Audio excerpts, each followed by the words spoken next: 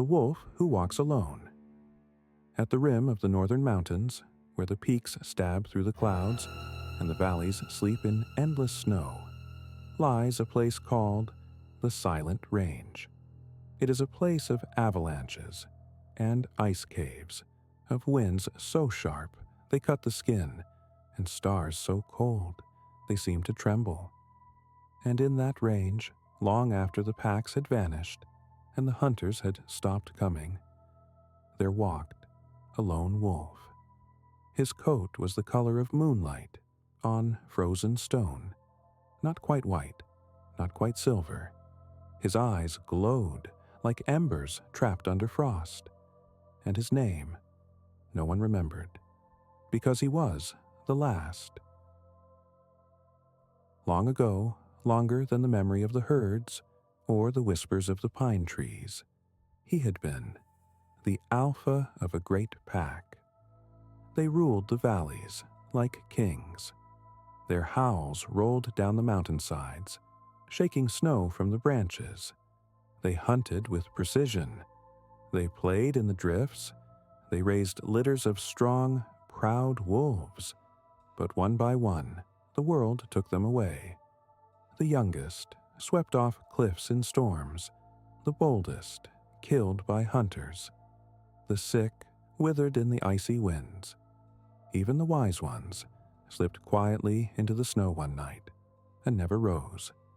And the wolf who had led them through it all, who had stood between his family and every danger, was left alone. At first, he howled for them. He howled so loudly, the mountains seemed to crack.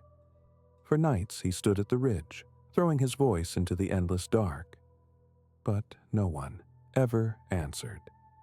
After that, he stopped howling. He learned to walk in silence. He learned to hunt alone. He learned that memory was colder than any blizzard. One winter, when the sun barely rose above the peaks, he caught a strange scent in the snow. It wasn't elk, it wasn't rabbit, and it wasn't human. It was something old, older than the stones, older than the wind, older even than the stars, and it was calling to him. He fought it at first. For days he stayed low in the valleys, but wherever he turned, the scent was waiting for him. At the frozen river, on the high ledges, even on the carcass of a stag he brought down, it was there, faint, but there. So he followed, for 3 nights and 3 days. He tracked it higher and higher, into parts of the mountains he had never dared climb before. The scent grew stronger. On the 4th morning, he crested a ridge and saw something below him, a figure cloaked in black fur, walking upright through the snow, leaving no tracks. At first, he thought it must be human, but when it turned its head, its face was hidden by a hood of darkness, and its breath came out in tendrils of black smoke, and in its wake, the snow behind it turned to ash. That night, the wolf dreamed. He dreamed of his pack, but they were no longer alive. Their pelts were gray and thin. Their eyes glowed faint and distant, like stars fading at dawn. "Why do you follow?" they asked him. "You cannot bring us back." "I don't know," he replied, "but I can't. Stop." The dream dissolved into wind, and on the wind he heard another voice, low and cold. "You are not following me. You are being led." When he woke, the figure was standing just beyond his circle of tracks, watching. It said nothing, but it turned and began climbing again. So he followed. On the 5th day, the wolf passed into a valley he had never seen before. Here the snow was black. The trees were pale and twisted, their branches reaching like claws. Strange shapes moved just out of sight. A bird made of ice stared at him, its wings too heavy to lift. its song no more than a shiver. At the center of the valley lay a frozen lake. Under its glassy surface, wolves stared up at him. Dozens, maybe hundreds, their eyes open, their mouths wide in silent howls. But they did not move. They never moved. And as he turned away, the surface cracked. Just a hairline fracture, but enough to let something dark leak through. On the seventh night, the wolf reached the summit of the tallest peak. Here the air was so thin it burned his lungs. Here the stars seemed close enough to bite. And here was a circle of bones, the bones of wolves, hundreds of them, curved into a great white ring that glowed faintly in the starlight. At the center stood the cloaked figure, its hood still hiding its face. "You know what this place is," it said, though its mouth never moved. The wolf stepped forward. The snow hissed under his paws. "This is where they wait," it continued. "All those who walked these mountains before you, all those you thought you'd lost." And the wolf looked into the circle and saw them, his pack. Their eyes burned like fireflies in the darkness. They wagged their tails.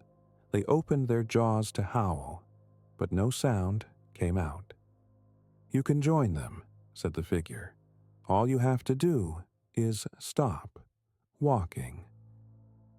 The wolf stood at the edge of the circle. His paws trembled. He wanted, more than anything, to curl up in that quiet light and never feel cold or alone again. But when he looked closer, he saw something he hadn't noticed before. The others in the circle, they were still, too still. Their bodies didn't move. Their chests didn't rise. They were just waiting. And outside the circle, the snow still fell. The winds still whispered. The world still turned.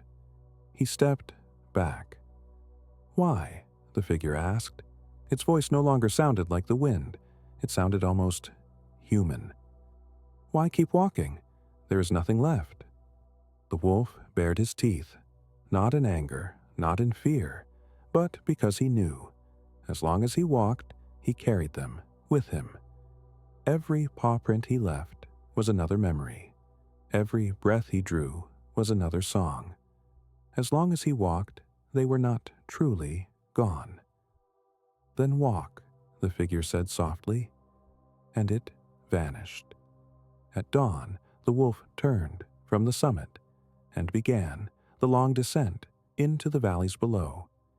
He walked through blizzards. He walked through moonless nights. He walked through hunger and pain and the endless, endless silence. Sometimes, when the wind was just right, he heard a pause behind him, soft wear steady. Sometimes he saw eyes glowing faintly in the dark, and sometimes, in the fresh snow, there were more tracks than his own. He never looked back, but he knew they were still there. They were always there. To this day, if you climb the silent range, in winter, you might hear it, a single, low, endless howl. Some say it's just the wind. Some say it's the last wolf still searching. But if you listen closely, you might hear other voices behind it, faint but there, the voices of all those he carries with him, the pack that walks in his shadow. And if you follow his trail through the snow, you'll find that it never ends, because he never stops. He never stops.